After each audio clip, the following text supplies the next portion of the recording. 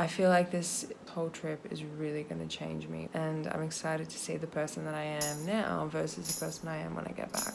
We all have that one place that changes our lives. For me, it was going to Nepal last year with one of my really good mates. The trip that I'm talking about was Mount Everest Base Camp. We really had no plan. All we knew was that we were flying in to Lukla, heading to Phakting, then to Namche Bazaar, before hitting Tengboche, Labuche, and then passing through Gorakshep before getting to Mount Everest Base Camp. All we knew for sure was that the trip would be a total duration of 19 days. We would be hiking 6 to 8 hours a day, and other than that, we really had no idea what was in store for us. But isn't that what life's about?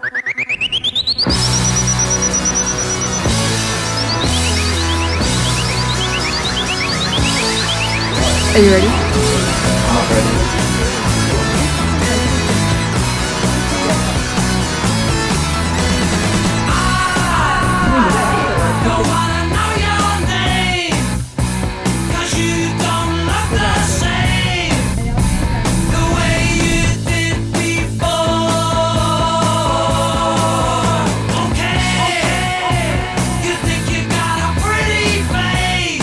We finally made it to Guangzhou. It's been the longest day ever. I'm not nervous, I'm not excited, I'm just blah.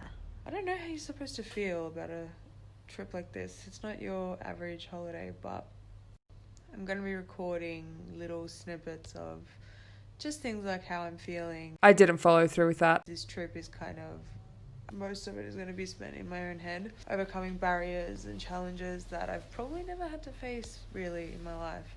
We fly out tomorrow at 4 or 5 a.m. and then we have the whole day in Kathmandu.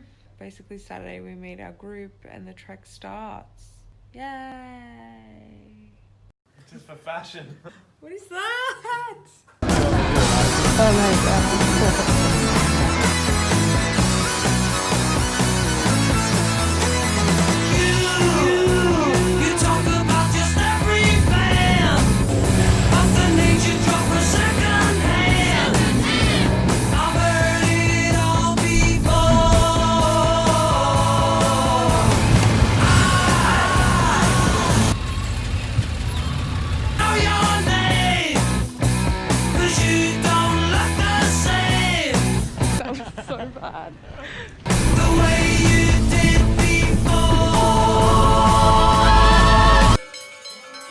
The Nepalese people have a motto that they live by. It's mother and motherland are greater than heaven. These people, they live simply. They take what they need and give where they can. And it's why the Nepalese are some of the most beautiful people that I've ever met.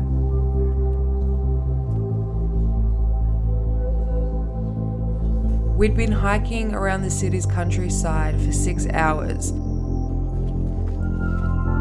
And then we found ourselves in someone's backyard being offered homemade wine. And then James became friends with his little goat. So it's 3:42 a.m. Today the trek starts. I don't know if I'm nervous. We fly out to Lukla Airport, which is one of the most dangerous airports in the world. Because you literally fly into mountains and fly out of mountains. But yeah, I'm excited.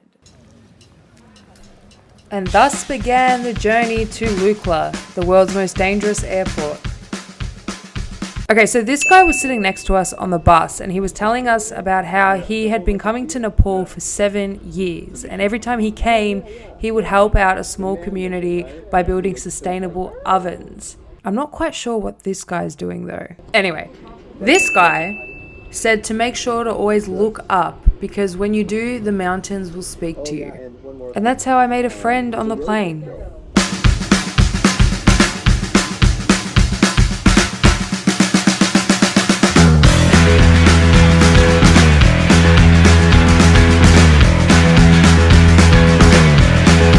See? Told ya.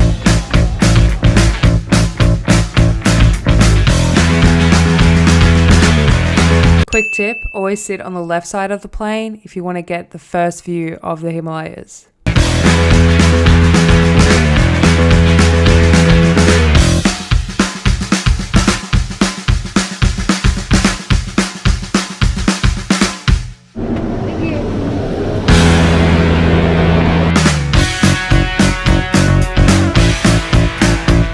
first we got to know our group a little better. Diarrhea. As if I get a lot of allergies to things, quarantine, more quarantine. Oh, this is for more diarrhea stuff. So we start.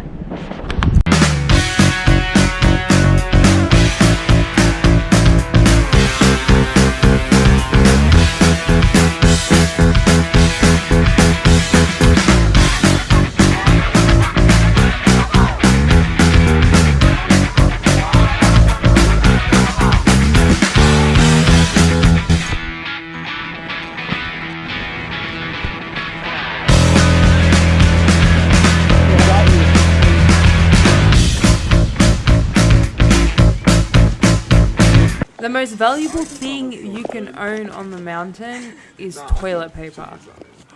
And Hugh was not using his wisely. I would use that. It wasn't long until we'd made it to Namche Bazaar. And it's probably one of the most beautiful places in the world. There's a quote Buddha once said, and it was, "Be where you are, otherwise you will miss your life." There she is. We'd spent 2 nights in Namche to acclimatise, and it wasn't long until we were on the road again to our next small town. It'd been about a 5-hour hike until we reached Kumjung. And Kumjung is also known as having the highest school in the world, as well as the highest ATM in the world. Kids at these schools would travel 2.5 hours up and back just to get an education. These towns that we were visiting every single day were so quiet and peaceful and calm. It was something that I'd never ever experienced before. The only sound you'd ever really hear was the farm animals or people talking amongst themselves. There was no TVs, no internet, nothing but pure silence. Whenever we decided to take a break, we would share with each other some of our skill sets. Yeah, go. Go. This went on for about 10 minutes. No, but just go for the full punch. Just don't stop. Yeah, that's a boxing punch. You're going into punching. Yeah, fully. we're still not really sure That's what it. this No, was. Hang on. It's like a block, but like... So our next stop was one of the most happening places on the entire mountain. It was a place called Dingboche. Our rooms that we were staying in were made entirely of plywood. Toilet. This is how you have to flush the toilet. There was quite literally nothing to do in this town. So when we weren't making towers out of rocks or eating at the bakery, we were trying to teach Hugh how to rap. I keep on eating at the bakery. No, just eating. So Keep on eating at the bakery. we're moving fast and then trap a shade. Through the bakery on our way to Le Marché. You gotta get it. Yeah, and we're not that far away Oh. from Le Marché. Hugh did not continue to pursue his career in rap. After we'd spent 2 nights in Dingboche acclimatizing, it was time to move on to our next stop. But not without a quick snack break.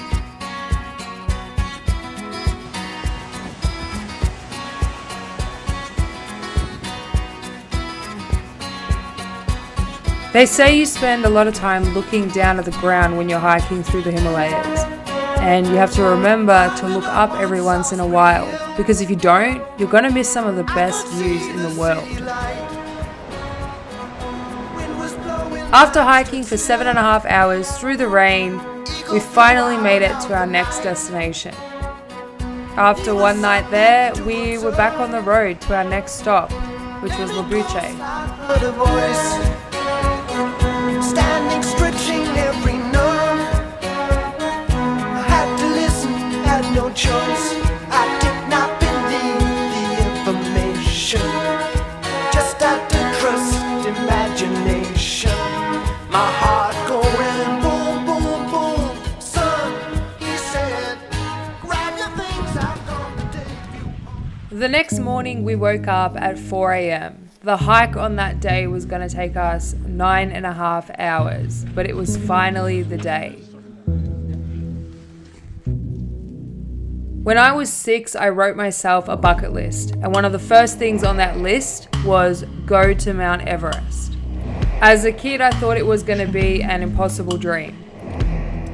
Then there was this one moment while I was walking. I remembered what the guy on the bus said to me. That you have to look up every once in a while, because when you do, the mountains will speak to you. And when I looked up and saw those mountains staring back at me, it felt like my inner child had finally come alive again. That 6-year-old kid who had a dream of one day seeing the Himalayas was smiling back at me, saying, finally, you did it.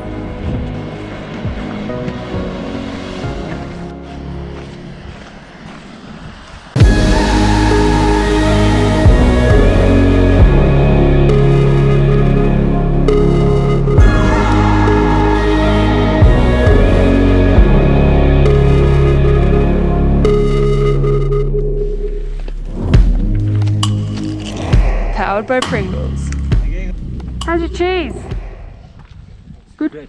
After 9 days of hiking up a mountain and covering a total distance of 177.7 kilometers, We've got some rival gangs happening here. we were making our way back down.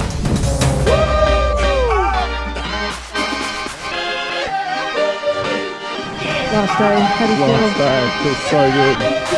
Take it in. Take it in. Yeah, we got Eminem over here.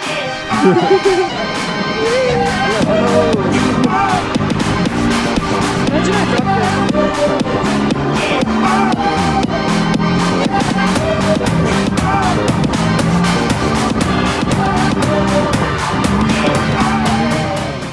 And with our 19-day trek coming to an end, it was time to celebrate. He's a boss. He's a sunshine. He's a boss. I don't think anyone knew what was happening. Down. So slowly. And well, Hugh, he decided to go out with a bang.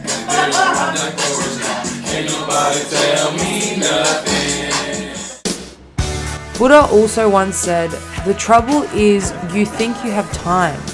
And if life is about moments, then you can't wait for them. You need to go out and create them, because life isn't happening to you someday. It's happening today. There is a lot that can be said about climbing a mountain, but if this experience has taught me anything, it's that if you just keep putting one foot in front of the other, no matter the speed, you'll eventually get to wherever it is you're heading to. And as my friend said, you need to look up every once in a while, because life, it's pretty beautiful, and if you're always looking down, you might just miss it.